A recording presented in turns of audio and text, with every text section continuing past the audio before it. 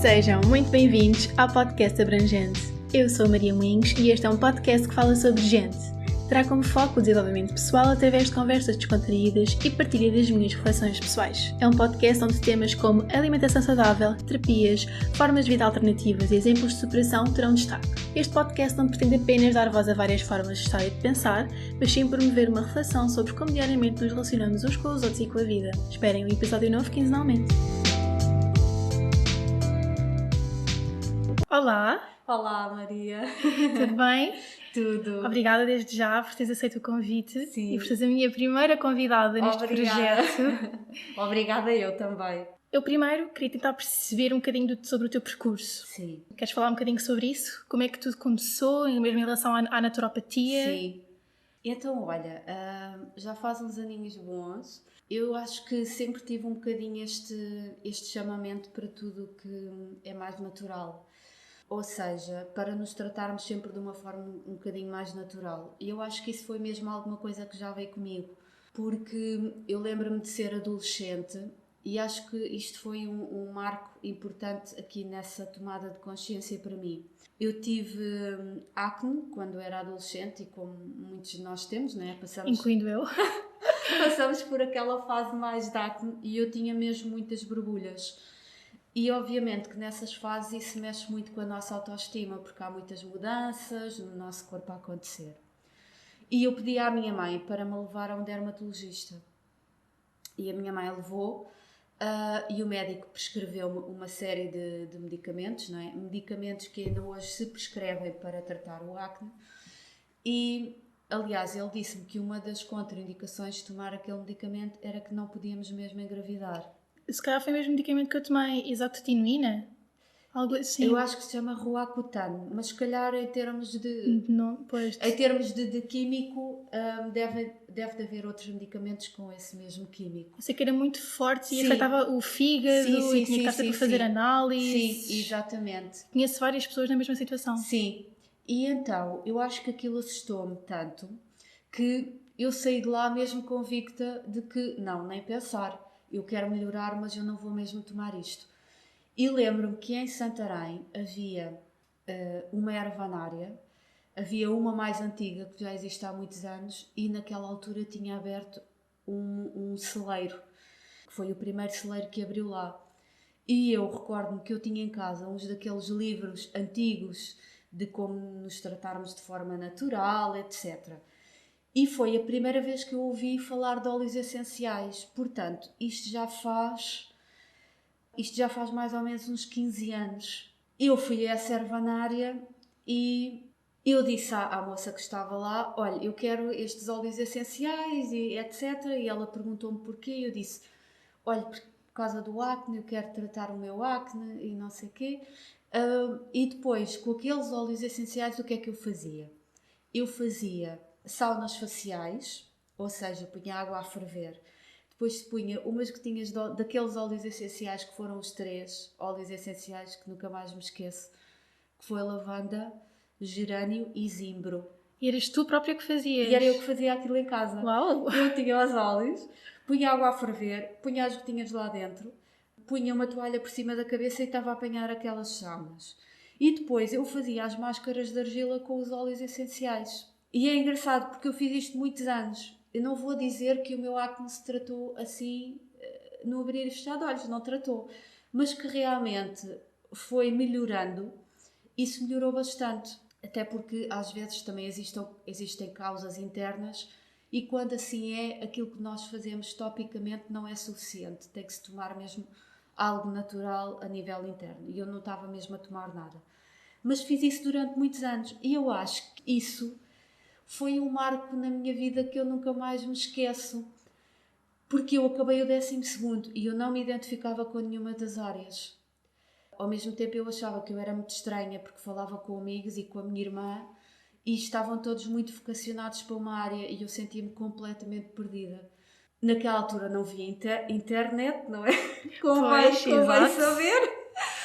Mas, ou melhor, acho que não havia mesmo, sinceramente. Nem havia a quantidade de informação. Não, nem pensar. Que existe hoje. Não, nem pensar. Entretanto, eu acabei o 12º e sei que fui para Lisboa e fui tirar um curso de naturopatia. Não sabia se era muito bem aquilo que eu queria, mas pensei, olha, vou-me inscrever. Epá, e se não for, olha, logo se vê, perde-se um ano. E nessa altura, ou seja, a naturopatia, como é que era vista? Olha, naquela altura, é assim, Lisboa era uma cidade mais aberta, não é? Aos grandes centros. E já havia o Instituto Macrobiótico, portanto, era direcionado para um público muito específico, que eram pessoas que normalmente praticavam a macrobiótica ou por problemas de saúde, ou pessoas que também estavam ligadas à espiritualidade, tinham uma consciência diferente do planeta. Pronto, mas era um público específico. E pronto, era muito engraçado, porque eram áreas muito novas. Eu lembro-me que depois também tive uma cadeira que era a acupuntura, não é? E que nós aprendemos um pouco sobre a medicina tradicional chinesa e acupuntura. A acupuntura era, assim, muito estranha, pronto. Na altura era muito estranho. Agora é algo que é muito falado e que é super Completamente, comum. sim, completamente. Toda super a gente sabe o que é aceite. acupuntura, sim. Mas naquela altura era assim algo novo e era muito estranho para os meus amigos, não aqueles do curso, não é? Mas era muito estranho eu quando vinha à casa falar sobre isso, porque, aliás, em casa sim, porque nós tínhamos uma mentalidade um bocadinho diferente, mas os meus colegas aqui da Terra era estranho, não é? Porque não achavam estranho, achavam que eu estava a tirar uma área um bocado estranha, pronto. Mas em algum momento sentiste desconforto, ou seja, alguém te pôs em alguma posição desconfortável pela área que tinhas decidido seguir? É assim, o meu percurso nesse aspecto, porque eu era muito jovem, não foi fácil, porque primeiro porque eu era muito jovem, também era imatura, não é? A maturidade ganha-se muito com a idade e não é, não, e foi um bocadinho desafiante esses primeiros anos de prática de naturopatia. E então, agora é a pergunta, que é o que é a naturopatia? Sim. Então, olha, a naturopatia, digamos que a naturopatia não é uma área por si só. A naturopatia combina várias áreas. Porquê? Porque a naturopatia é um conjunto de áreas que nos ajudam a recuperar a saúde de um ponto de vista o mais natural possível, mais em comunhão com a natureza. E nós temos várias áreas. A naturopatia, uma das áreas base é a alimentação e a fitoterapia, não é? A alimentação e a fitoterapia, que é tudo o que seja as plantas medicinais, tratar-nos pelas plantas medicinais, seja através de tratamentos externos, seja através da toma mesmo das plantas, seja em chá, em tinturas, em cápsulas, etc. A naturopatia também engloba tudo aquilo que são tratamentos naturais, como por exemplo tratamentos com argilas, seja clisteres, purgas, desintoxicações. E depois nós podemos combinar na naturopatia outras áreas também, outras técnicas, como por exemplo a terapia floral de Bach. Exatamente, era mesmo também onde eu queria chegar, que foram as tuas outras formações. Exatamente, sim. Porque foste sempre caminhando também um percurso um bocado mais espiritual. Exatamente. Que também te levou a tirar outro tipo de formações, Sim, certo? sim. Também queria que falasse um bocadinho sobre isso e o porquê desse mundo. Sim. O que é que isso significa para ti? Sim, olha, eu acho que eu sempre tive, desde jovem, desde adolescente, eu sempre me questionei muito. Eu lembro-me que eu questionava-me coisas na altura que eu não via os meus colegas questionarem-se. Mas eu questionava-me sobre muitas coisas, sobre a minha vida, sobre porque é que determinadas coisas aconteciam de determinada maneira. Eu acho que isso, não sei se é genético ou não, mas a minha mãe também era uma pessoa que se questionava muito. Nós já tínhamos livros em casa do Allan Kardec e do Chico Xavier, que eram os espiritualistas brasileiros, não é? Porque o Brasil estava muito mais avançado sim. do que nós. Continua. Exato, sim, sim, sim. E eu sempre me questionei muito. E eu acho que a naturopatia e estas áreas não são só áreas focadas para a saúde física. São áreas, e nós sabemos hoje em dia, temos esta consciência hoje em dia de que a saúde não passa só pela saúde física. Nós podemos até ter uma alimentação regrada, cuidarmos de nós, fazer exercício físico, mas se nós não cuidarmos da nossa energia e da nossa parte mental, fica um déficit, porque a saúde é encarada como um todo e esta é a visão holística. A visão holística, que se fala nas medicinas naturais, é de vermos a pessoa como um todo. Tem a ver com a terapia holística, que é algo que tu fazes. Sim, exatamente. Eu abordo sempre a naturopatia de um ponto de vista holístico, ou seja, às vezes vêm pessoas ter comigo por uma questão mais física, mais de saúde física. Ou seja, problemas relacionados com acne, é isso? Não, por exemplo, olha, problemas relacionados com a digestão, ou porque querem emagrecer, ou vêm por questões hormonais, ou vêm por dores físicas mesmo, dores articulares, Mas por normalmente exemplo. esse tipo de coisas estão muito associadas também a problemas emocionais. Não significa que haja uma causa emocional, mas a questão é que nós temos sempre que descortinar um bocadinho, porque se nós tratarmos algo físico e não tentarmos ajudar a pessoa numa questão mais emocional, porque todos sofremos de stress de alguma forma, não é? Todos temos desafios em termos emocionais, em termos da nossa personalidade. E é engraçado porque às vezes as pessoas vêm com uma causa mais física, mas depois acaba-se por se perceber que elas também, na vida familiar dela, ou dos relacionamentos, ou do trabalho, estão a precisar ali também de um suporte. E então às vezes acabamos por trabalhar os dois em conjunto. Outras vezes, quando a pessoa vem por uma causa mais emocional, por situações da vida dela, ou por padrões da vida dela, ou algo na vida da pessoa que a pessoa não consegue lidar, normalmente acabamos por fazer também ajustes alimentares. Porquê? Porque a nossa alimentação influencia as nossas emoções. A nossa alimentação, se for uma alimentação muito pesada, se for uma alimentação com muita carne, com muitas gorduras, vai nos tirar a energia para que nós consigamos ver com clareza as situações. E às vezes nós andamos completamente toldados, andamos na nossa vida, no nosso dia a dia, mas andamos no automático. Posso falar por mim, que Sim. tive uma questão pessoal um bocadinho delicada há relativamente pouco tempo e eu sentia que eu ia muito para a comida, procurava muito, muita comida, apesar de eu não comer carne já há muitos anos e de certa forma ter já alguma consciência do papel da alimentação, eu sentia que havia ali um descontrole total. Era muito doce, era aquela necessidade constante de eu me sentir saciada. Claro. E era do género, ok, não faz mal. Hoje tive um dia daqueles terríveis e estava a apetecer comer, portanto eu vou comer. Claro que acabei por engordar, a minha autoestima desceu, isso acabou por ser um desafio muito grande. Portanto, por isso é que eu percebo perfeitamente e de facto a alimentação influencia imenso e a minha pele também mudou muito. Começou a vir ao de cima outra vez, borbulhas, poros muito mais abertos. A minha pele começou a ficar muito mais ressequida.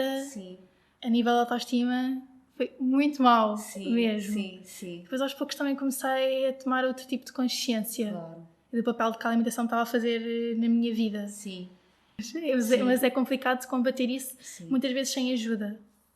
É complicado e eu tenho algumas pessoas que vêm ter comigo por causa da questão do excesso de peso e porque são mulheres que já estão naquela fase ou da pré-menopausa ou já estão mesmo na menopausa e o corpo se transformou muito e alterou muito. E o que é que acontece? Quando nós temos uma determinada idade e fazemos e temos uma alimentação, um estilo de alimentação, às vezes até parece que está tudo bem, mas depois quando chegam essas fases de mudança da vida, o corpo leva assim um abalo tremendo. Porquê? Porque o organismo deixa de conseguir processar ali uma série de coisas e o que acontece é que muitas mulheres ficam com muito peso. E aí há sempre, obviamente, existem vícios alimentares, existem carências alimentares que levam as pessoas a viciarem-se nesses alimentos, mas é o que eu costumo dizer, isso é tudo às vezes as pessoas dizem, porque eu como um doce e sinto-me melhor. Não é o corpo que se sente melhor, é a cabeça que se sente melhor. É o ego, não é o corpo. Porque o corpo sabe que aquilo não lhe vai trazer nada de bom. E às vezes as pessoas têm essa ideia completamente errada. As pessoas desculpam-se com o corpo. Não é o corpo, é a mente. A pessoa psicologicamente como não está equilibrada e a pessoa psicologicamente como está carente, a pessoa vocaciona o doce para o sentir-se bem.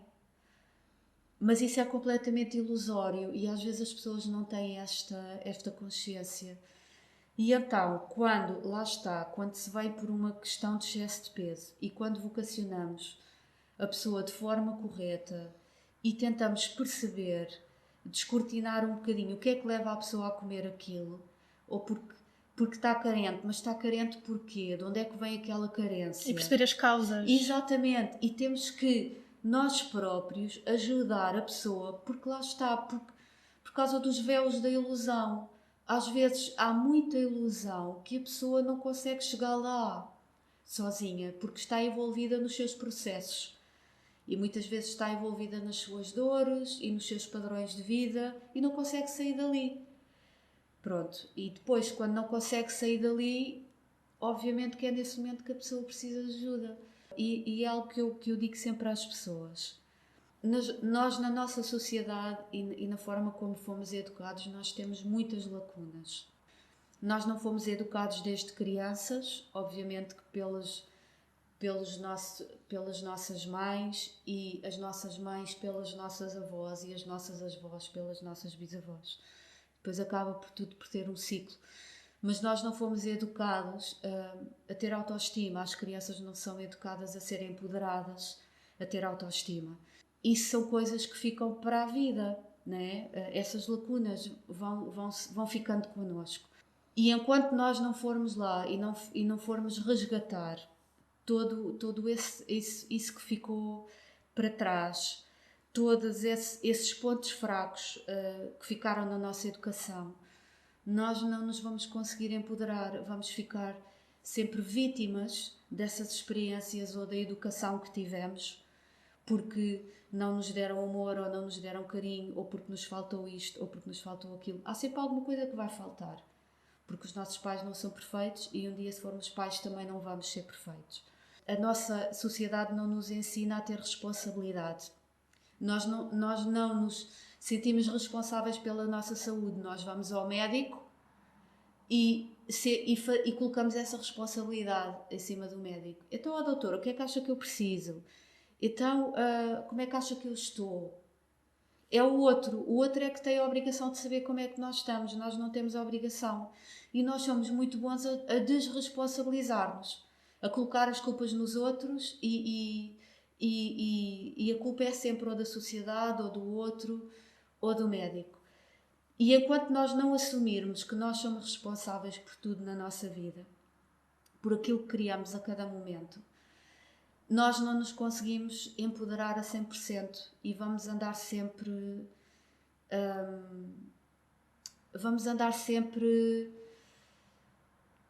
como se fôssemos umas vítimas, ou vamos andar sempre à mercê do nosso ego também. Acho que isso é um problema que afeta muita gente. Sim. E aí começa aí também o caminho do desenvolvimento pessoal. Sim, exatamente. Que se tem que trabalhar várias áreas. Sim. Se calhar é preciso trabalhar a parte da alimentação. Sim. Até é preciso trabalhar a parte da gestão emocional. Sim. Que é uma coisa que não se fala. Lá está, ainda voltando também ao assunto das crianças em relação à parentalidade. Sim. Nós cada vez mais nós temos que ensinar as crianças a regularem-se. Sim. E ajudar nessa regulação. Claro. Que é a autorregulação, para que eles possam autorregular sozinhos. Fazê-las perceber que elas têm responsabilidade pelas suas emoções. Exatamente. Porque senão começam a desenvolver-se, a culpar sempre os outros daquilo que lhes acontece. Sim. Porque existem muitos problemas de saúde associados a este tipo de coisas. Sim.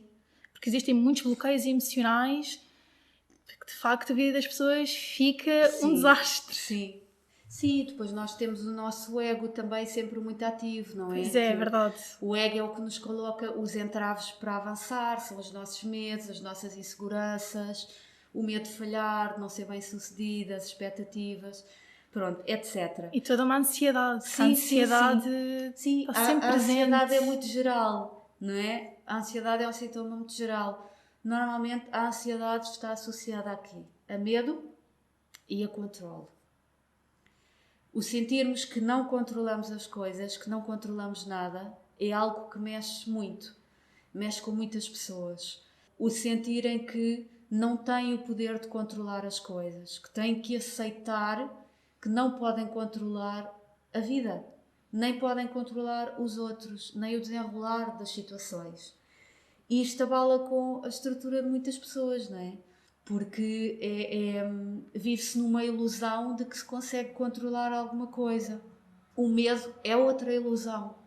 Nós temos a ilusão do medo de que algo pode acontecer, ou temos medo disto, ou temos medo daquilo, mas isso é uma ilusão. Tudo bem, pode ter uma causa até lá atrás, mas os medos é sempre algo a que nós damos força a crescer dentro de nós. E quando nós damos poder ao medo, e quando alimentamos o medo, por aquilo que dizemos e por aquilo que pensamos, ele cresce. Porque tudo aquilo a que nós nos focamos cresce. Se for medo, cresce. Se for insegurança, cresce. Se for falta de autoestima, cresce. Por exemplo, uma pessoa que anda sempre a pensar: porque eu tenho falta de autoestima. Porque eu tenho falta de autoestima. Porque os meus pais nunca me valorizaram. Porque eu nunca tive amor dos meus pais. Se andarmos sempre naquilo, Não se sai dali, é um ciclo. estamos a criar a todo momento aquela realidade. Nós a todo momento somos responsáveis por aquilo que criamos na nossa vida. A cada momento. E aí é que eu falo muito em responsabilidade. Quando as pessoas vêm ter comigo. Porque eu digo, eu faço a minha parte. Agora, a responsabilidade de fazer as mudanças é a sua. E a pessoa acima de E tudo às tem vezes que as querer. pessoas não querem. Pois, mas acima de tudo a pessoa tem que querer para Sim, resultar. Sim, sim. Às vezes as pessoas não querem, e aí se não querem, nós temos que aceitar e deixar ir a pessoa, pode não estar preparada. Exatamente. Mas às vezes é preciso dizer algumas verdades, porque as pessoas gostam às vezes de se manter nas ilusões.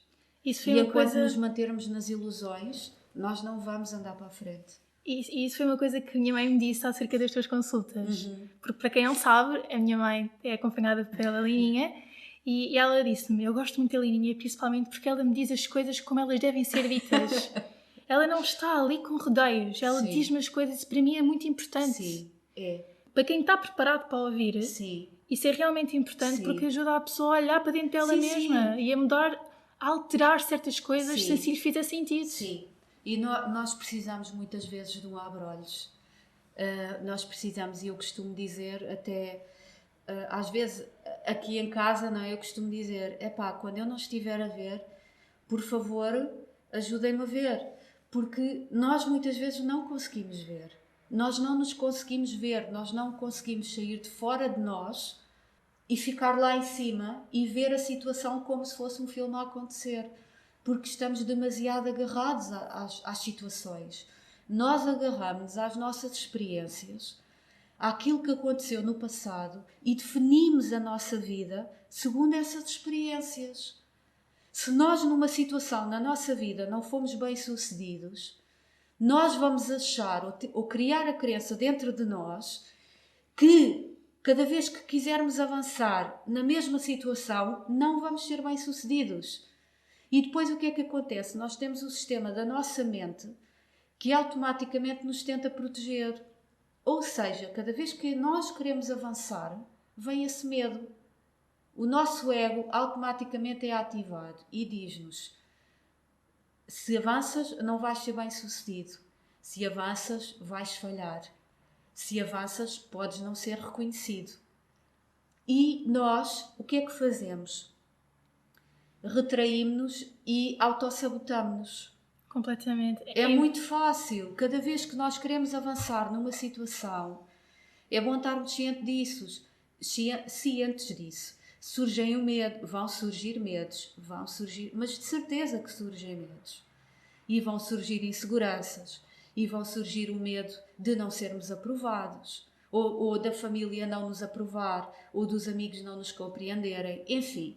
Depois aí Depende muito sim, de situação para situação. exatamente, depende muito de cada pessoa. Mas eu acho que também é muito importante, e isso eu falo também por experiência própria, que eu durante muito tempo eu fazia aquilo que se chama varrer para debaixo do tapete. Sim. Que era, eu tinha medos e tinha inseguranças, Sim. mas eu fingia que aquilo não estava a acontecer. Exatamente. Pronto.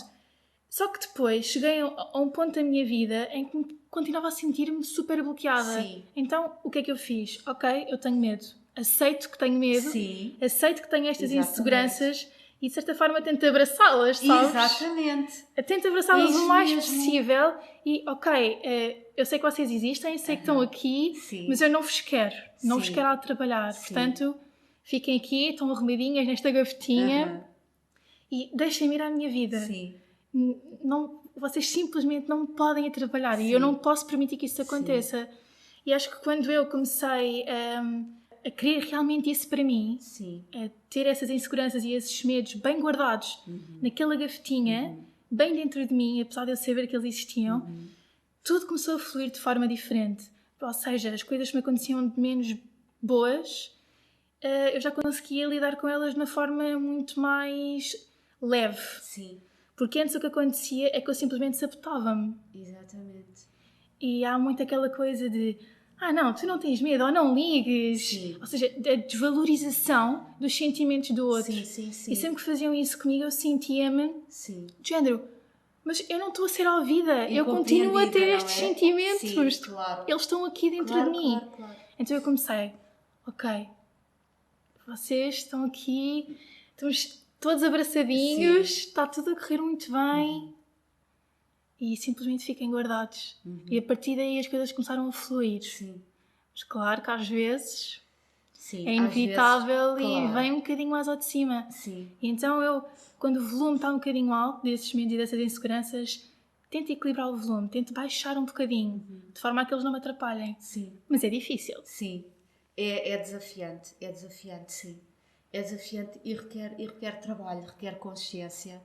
E requer trabalho. E autoconhecimento também. Sim. É preciso conhecermos bem a nós próprios. Eu sinto que também estou um bocadinho nesse processo de me conhecer e acho que é um processo que temos sempre para o resto da vida. A vida toda, porque nós estamos sempre a mudar, não é? Exatamente, isso é uma coisa ótima. Sim, aquilo que achávamos hoje já não é aquilo que achamos amanhã, não é? Isso é muito bom. É ótimo. ótimo. Vamos nos reconstruindo, vamos nos redefinindo. E podemos sempre fazer as coisas de forma diferente. Claro. Isso é mesmo muito bom. Sim. Então, e agora? Sim. Eu queria tentar perceber, já percebi, também intervens não só a nível físico, mas também na outra parte, que também és terapeuta holística. Exatamente. Que acho que é um conceito que muitas pessoas desconhecem. E agora eu queria tentar perceber se este tipo de terapias, se sentes que as pessoas em geral, de certa forma, entram em conflito por causa, por exemplo, da medicina tradicional. Não. Olha, eu acho que não, sinceramente, porque normalmente quem vem e quem me procura são pessoas que têm uma abertura de consciência diferente e não invalidem, às vezes elas até tomam medicação e já há muitos anos, ou porque têm mesmo, por exemplo, problemas de tensão arterial, ou porque já tiveram outros problemas de saúde e tomam medicamentos químicos. E normalmente aí eu não mexo. Porque as duas medicinas podem ser amigas, não é? Podem ser certeza, aliadas, claro podem e devem. Claro que sim. Agora, pronto, independentemente daquilo que seja a causa da pessoa, não é? Ou aquilo que a questão ou as questões que façam a pessoa vir e marcar uma consulta, eu aí, obviamente, com as técnicas que eu tenho, direciono sempre a pessoa. E se for uma questão mais física, então nós fazemos ajustes alimentares, se for necessário. A pessoa pode tomar plantas medicinais ou outro tipo de suplementos que não interfiram com a medicação química que ela está a tomar. Mas sim, não sinto que haja incompatibilidade. Pelo menos não tenho sentido isso das pessoas que têm vindo.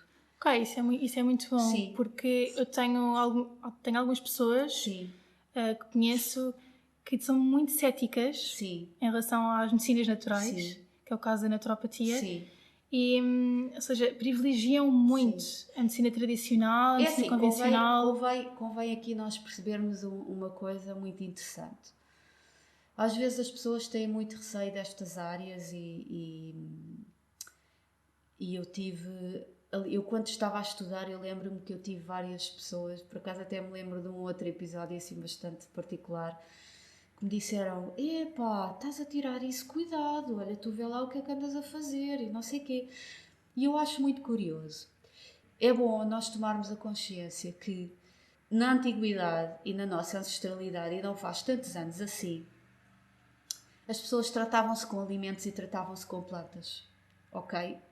Portanto, isto não é nenhum bicho de sete cabeças. Bicho de sete cabeças são sim uns medicamentos químicos que são criados em laboratório, que são coisas antinaturais, que são comprimidos antinaturais que alteram completamente a química do nosso corpo, alteram o funcionamento natural dos nossos órgãos, e isso sim é de estranhar, porque os nossos primórdios tratavam-se com aquilo que vinha da terra, com os alimentos, com as plantas.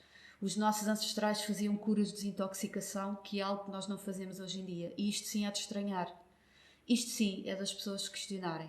Como é que nós andamos uma vida inteira a entupir-nos de alimentos industrializados, a criar altos níveis de stress no nosso corpo, completamente com relações tóxicas e com vícios, seja vícios em termos de bebida, de drogas, de sexo, vícios de pensamentos, e as pessoas questionam sobre a naturopatia. Isto também é que é estranho, porque quando uma pessoa anda com esses hábitos todos e não se desintoxica, portanto está aqui com um estilo de vida que é tudo menos natural, que é tudo menos saudável, porque a saúde não vem dos medicamentos químicos. A saúde vem dos alimentos, vem das plantas, vem daquilo que é natural, vem daquilo que o nosso corpo recebe como sendo natural, como sendo bom, como sendo benéfico. E o que é natural para o nosso corpo? As vitaminas, os minerais, os antioxidantes, as enzimas. É isso que é natural.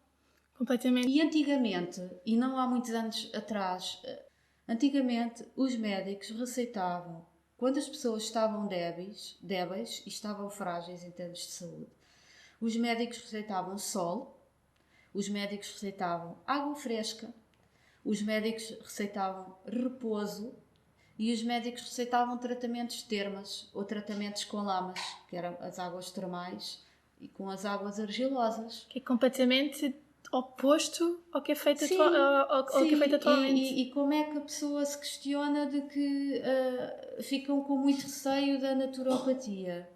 Para mim, tem de ficar com receio é dos medicamentos químicos e daquilo que nós andamos a pôr cá para dentro.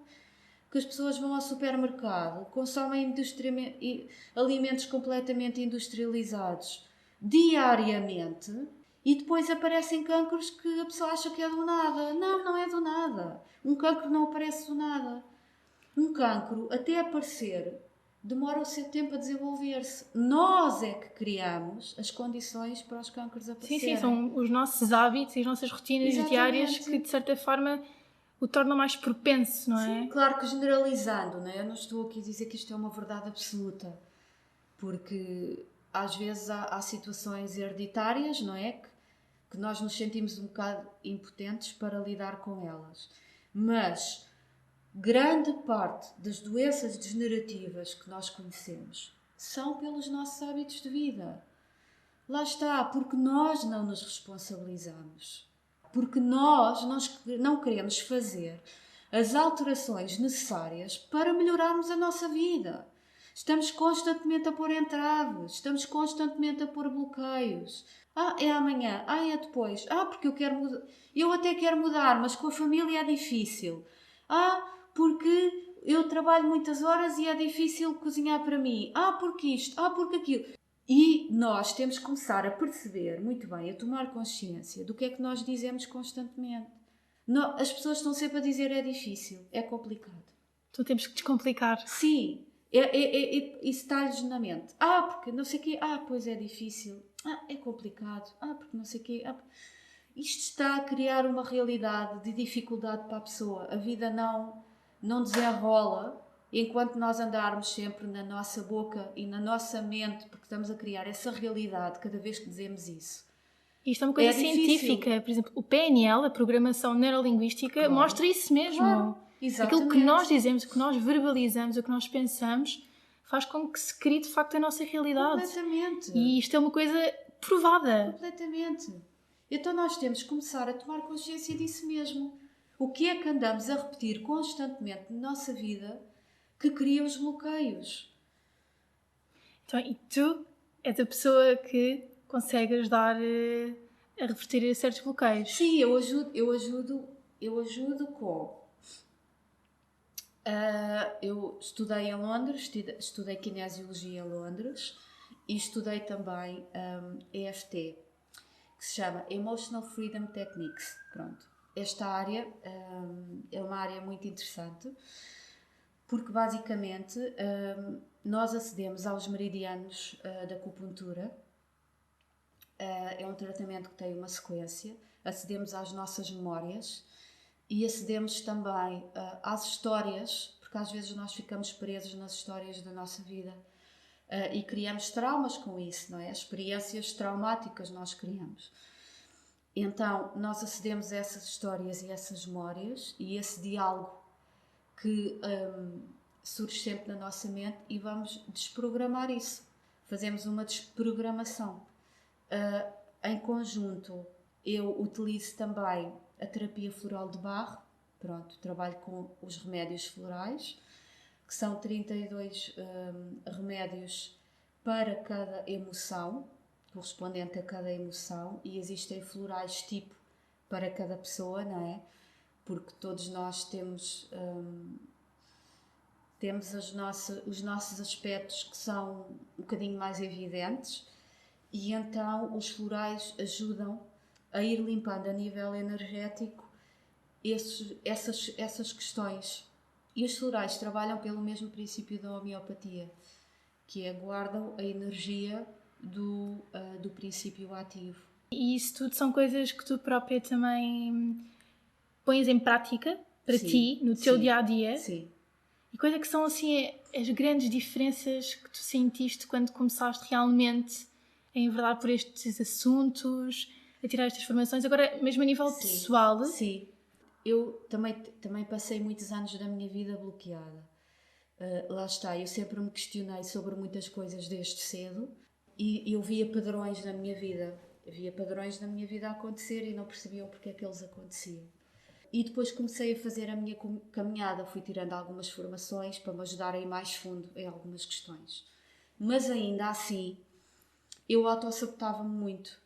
Eu sabia, a um nível consciente, tanto que eu tirei o meu primeiro nível de Reiki quando eu tinha 18 anos, portanto eu hoje tenho 42, já faz muitos anos, ainda não se ouvia falar de Reiki, eu não sabia o que era Reiki, eu quando fui tirar, até foi um amigo da minha irmã que falou com ela, dizer que era uma cura através da energia, e a minha irmã falou comigo e disse-me que achava que me iria fazer bem.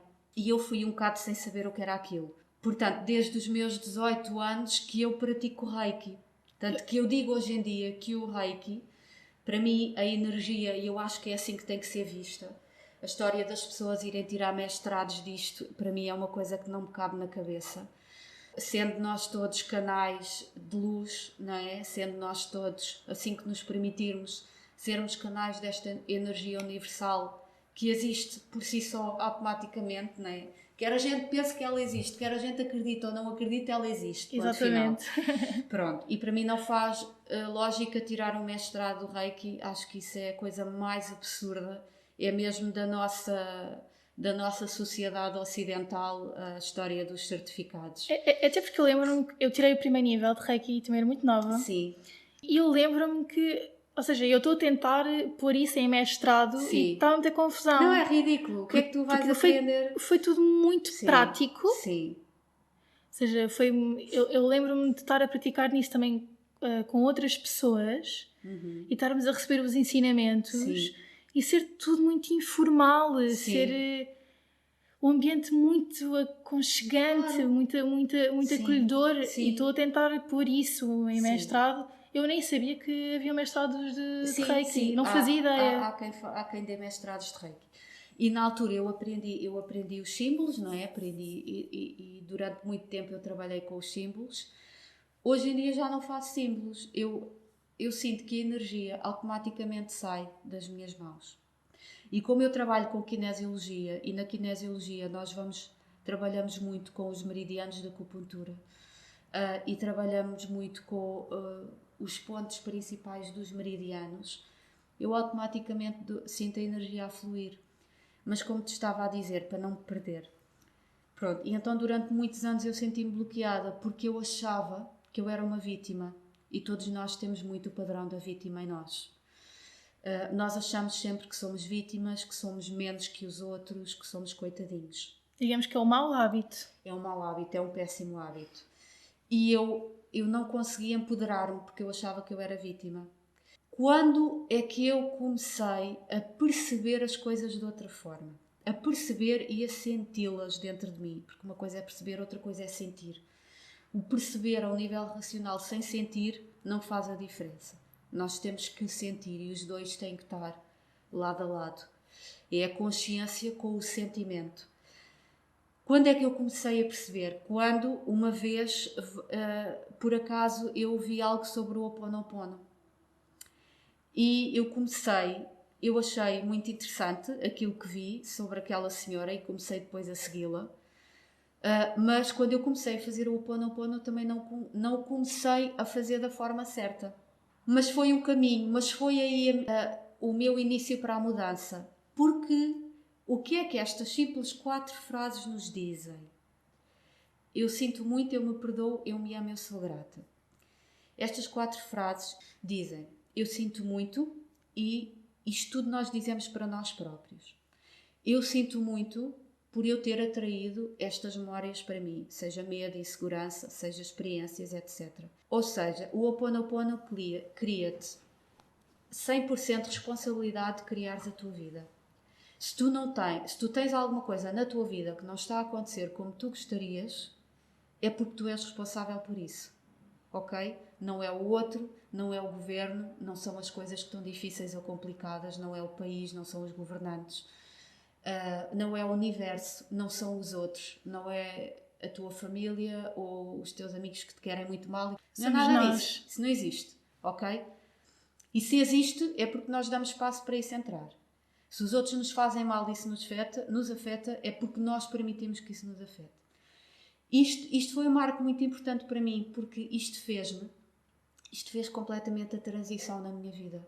De me deixar de sentir vítima dos outros e assumir e perceber que eu sou 100% responsável por tudo aquilo que eu queria na minha vida.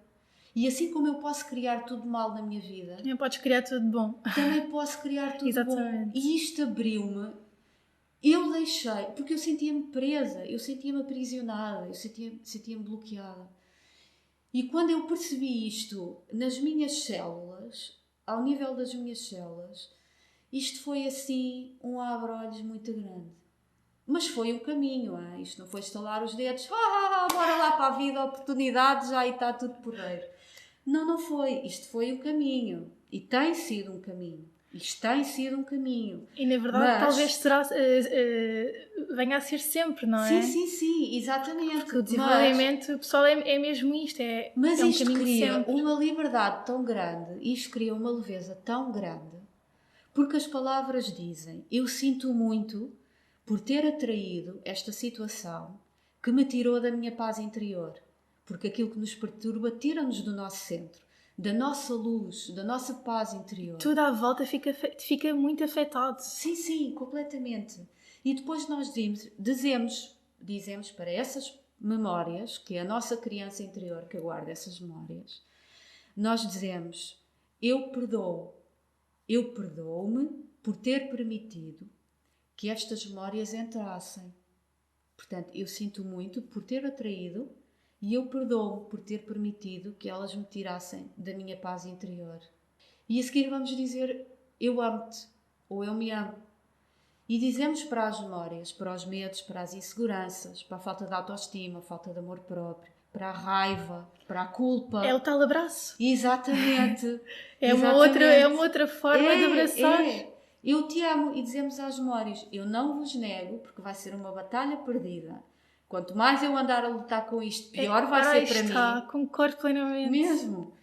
Então, eu acolho-vos em mim, porque é a minha criança interior que está a sentir aquilo tudo.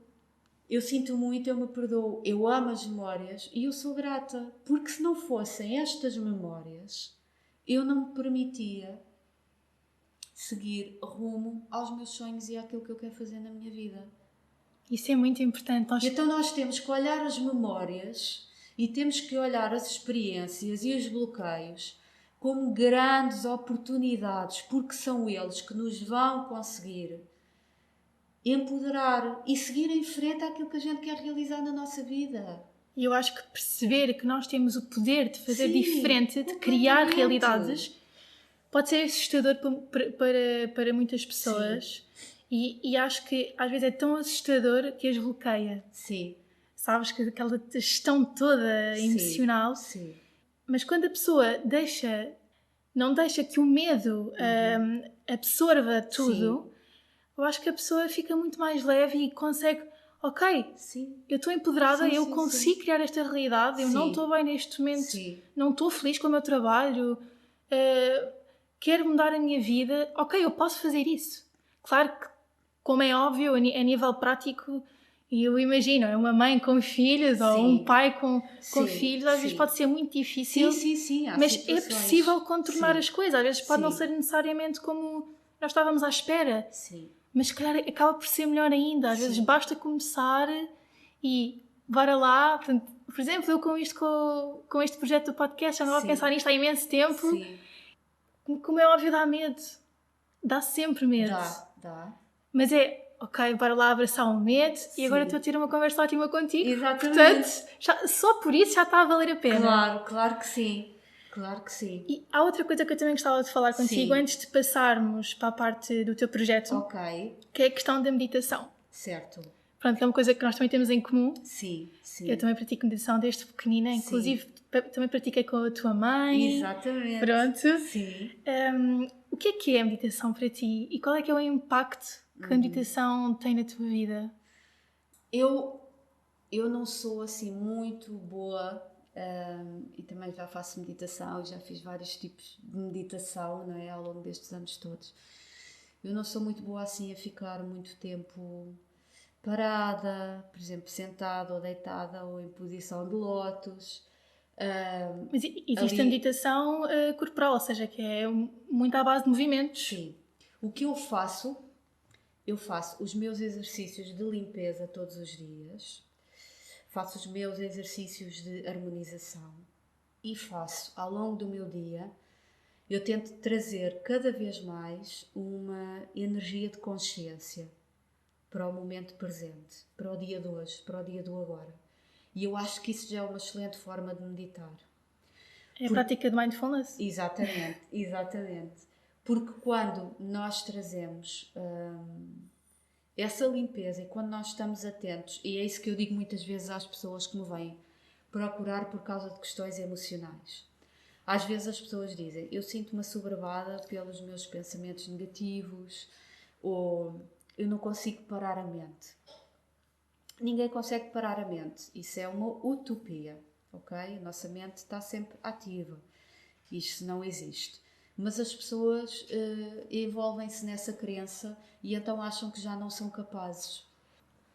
O que é que eu faço nesse momento? Eu uso muito o Ho'oponopono. Eu uso mesmo muito o Ho'oponopono e eu faço ciclos de 21 dias de limpeza, às vezes com o Ho'oponopono. Eu também tenho um canal no YouTube que se chama Terra Mãe Reconectar, em que eu ensino algumas práticas dessas e que eu aconselho. Isto foi algo que eu aprendi, ok? Eu não inventei isto. Foi algo que me foi passado por outra pessoa, que eu também faço referência no vídeo. É uma prática que eu uso com muita frequência. Isto é uma excelente forma de nós libertarmos todo esse lixo que carregamos. Pronto. A meditação, eu faço a meditação mais ativa, eu faço uma meditação, por exemplo, quando estou a fazer os meus cosméticos, eu estou a meditar.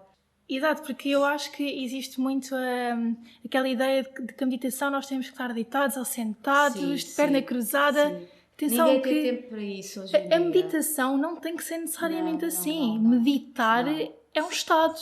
Sim.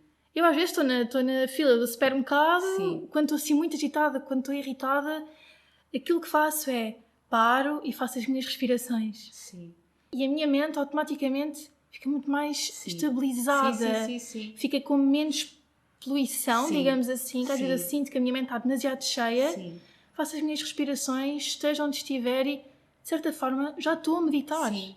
Portanto, a ideia de que para meditar precisamos ter imenso tempo e temos de estar ou deitados ou sentados, não é assim. Acho que não funciona para toda a gente da mesma maneira. E isso é como tudo, as pessoas têm que se adaptar às coisas. Claro, com certeza. Eu de manhã faço sempre o meu enraizamento e faço sempre a minha limpeza, a minha forma de limpar a minha energia, para criar uma energia boa para aquele dia. E vou estando atenta quando vai a desconforto, quando vai... seja aquilo que for. Qualquer desconforto é uma emoção.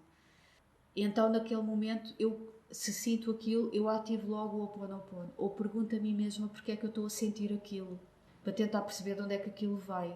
Começo a ativar o Ho'oponopono para aquelas memórias, a limpar aquelas memórias, a fazer paz com aquelas memórias, com aquele desconforto, e começo a dizer para mim mesma, um momento de cada vez, tudo se faz, o importante é o agora. Então eu vou-me focar nisto que estou a fazer agora. Neste momento estou-me a vestir, pronto, então é este momento que interessa. E um momento de cada vez eu vou chegar aonde tenho que chegar no tempo certo. Tudo está bem. Porque pronto. O passado e o futuro causam muita ansiedade. Sim. E é muito importante aprendermos a gerir isso. Porque, lá está, senão vêm muitos problemas ao de cima. Sim, completamente. E isto faz-nos... quando nós aprendemos a focar-nos no presente, isto é um trabalho, obviamente, ninguém está aos dedos e fica no aqui e agora, não é? Porque a tendência é a nossa mente andar sempre a fugir de um lado para o outro, passado e futuro. Mas quando nós começamos a trabalhar e a pôr o melhor de nós naquilo que fazemos, isto pode parecer uma frase feita, mas não é. Porque naquele momento que estamos a fazer alguma coisa, se nós nos focarmos naquilo que estamos a fazer, pensar, eu este momento estou a fazer a minha refeição, ou estou a arrumar a minha cama, ou estou a limpar a minha casa, então eu vou limpar a minha casa para que ela fique bonita, eu vou fazer uma refeição para que ela fique saborosa, vou colocar aqui o meu melhor nesta refeição. Então o que é que eu gosto de colocar? Olha, eu gosto, por exemplo, do sabor da cebola, ou eu gosto, por exemplo, do tempero do azeite, ou do molho de soja, eu gosto disto, eu gosto daquilo. Pronto, e então fazemos assim, o pôr o nosso amor naquilo que nós gostamos de fazer. Isso traz-nos a consciência para o aqui e para o agora. Em relação a isso da cozinha, sim, como eu tinha referido antes, eu tive alguns problemas a nível alimentar, em que a minha relação com a comida não era uma relação saudável. Sim. E eu comecei a passar mais tempo na cozinha. E comecei a ter uma relação muito mais próxima com os alimentos e com a cozinha, porque aprendi a estar. Sim. Por exemplo, o cortar os alimentos, para mim, é uma coisa que envolve tempo. Sim. Eu gosto de estar ali, desfrutar. Eu gosto de estar a ralar uma cenoura. Às vezes, até me sabe bem aquela coisa de quando nós estamos a cortar a cebola, choramos um bocadinho. Essa sensação, às vezes, não me chateia. Sim. Porque sei que faz parte. Sim. Faz parte do facto de eu estar a cozinhar. Claro. E isso fez-me ter uma relação muito mais saudável com os alimentos. Sim. E de perceber o quanto a nutrição influenciava a minha vida todos os dias. Sim. E já agora também quero falar sobre o teu projeto. Certo. Como é que surgiu então este projeto? Em que é que consiste? O que é que ele significa para ti? Olha, o projeto... Eu vivi alguns anos em Londres e eu trabalhei muito na área de spa. Portanto, eu trabalhei em hotéis de 5 estrelas e trabalhava no spa. Tive muita formação no meu local de trabalho e aprendi muito sobre cosméticos. E eu aprendi muito com as pessoas e com quem fui atendendo, não é? Aprendi muito com essas marcas também. Mas eu questionava-me que essas marcas tinham demasiados químicos. Eram marcas caríssimas, que não estavam acessíveis, obviamente, a qualquer pessoa, mas tinham muitos químicos. Não digo que esses produtos não fizessem efeito, não é? Alguns deles tinham benefícios, obviamente, e isto fez com que eu começasse a ir a pesquisar, a fazer umas pesquisas em casa e tentar perceber um bocadinho algumas coisas. E houve uma altura lá em Londres que eu fui trabalhar para uma clínica de tratamentos de rosto. E nessa clínica, a dona da clínica, ela trabalhava com aromaterapia e fazia os produtos dela e onde fazia os tratamentos de rosto dela com os produtos. E ficou ali o bichinho para mim. Eu tive ali alguns meses a trabalhar, não tive muito mais tempo. Eu já sendo naturopata e vim das áreas das medicinas naturais, embora eu nunca tivesse trabalhado antes ou feito antes cosméticos, mas eu fazia, lá está, desde muito cedo, as minhas máscaras de argila, etc. Esses tratamentos um bocadinho mais caseiros. E fui trabalhar para Lisboa, fui trabalhar para um hotel, para a zona do spa, e assim, do nada, eu que nunca me senti vocacionada para fazer sabão artesanal, assim do nada a minha irmã enviou-me um link de um workshop e eu pensei, olha, isto deve ser giro fazer. E eu fui fazer o workshop, comecei a fazer sabão. Do sabão para começar a criar os meus cosméticos não foi um longo caminho. Eu comecei a tirei uma formação um bocadinho mais básica de cosmética, mas muito de cosmética natural, mas muito daquilo que eu faço hoje foi algo que eu aprendi por mim mesma e que fui desenvolvendo. E surgiu este projeto, entretanto criei uma página no Facebook que se chama Terra Mãe Reconectar e hoje em dia eu alio essa página e combino, porque para mim não faz sentido ter as coisas separadas, sendo este um estilo de vida, um caminho. Combino a parte da cosmética com a parte das consultas e com tudo o que seja formas de vida mais naturais e tudo o que seja também a parte do cuidarmos da nossa consciência, de trabalharmos a nossa energia, a nossa espiritualidade. Portanto, para mim faz todo o sentido que as coisas sejam complementares umas das outras. E assim pudeste ligar duas áreas só numa, digamos assim, não é? Aliar as duas coisas que gostavas. Sim. Para mim, eu não me vejo a fazer só uma coisa e a prescindir das outras. Para mim tem que ser tudo junto, até porque eu adoro fazer sabão artesanal, é uma coisa que para mim me traz uma alegria muito grande e me traz um bem-estar tremendo. E adoro também fazer os cosméticos e adoro aconselhar as pessoas relativamente à pele delas. Gosto imenso de dar dicas e aliás, tenho imensos vídeos em mente para fazer e às vezes falta-me o tempo para fazer porque depois tenho que editar os vídeos e por acaso tenho também o canal no YouTube onde disponibilizo vídeos. Isso é importante mesmo para as pessoas também saberem onde te encontrar. Sim. E também se quiserem saber este tipo de dicas. Sim. Por exemplo, eu tenho estado a usar o sabão, tenho estado a usar o elixir e a máscara. A máscara e o género de um tónico. O tónico, a loção. A loção, exatamente. Tem-me ajudado imenso. Sim. Tem-me mesmo ajudado imenso. Sim. Porque a minha pele antes estava um desastre. Sim. Mas sinto muita diferença também agora desde que comecei a tomar a Bardana. Sim. Em cápsula. Sim. De facto, a minha autoestima muda completamente quando a minha pele está melhor, não é? Sem dúvida nenhuma. Portanto, se quiserem, já sabem. onde é que podem encontrar a Sim, Leninha. sim. E, por exemplo, marcar consultas contigo. Por onde é que as pessoas te podem... Olha, através da página ou no Facebook, também tenho no Instagram, tem o mesmo nome, Terra Mãe Reconectar. Podem sempre mandar mensagem com alguma questão ou para saber alguma informação. É mais fácil mesmo por aí. Ok. Eu também, no final do episódio, vou pôr os links todos, onde é que podem encontrar a Leninha. Sim. Portanto, agora tenho uma última pergunta. Sim.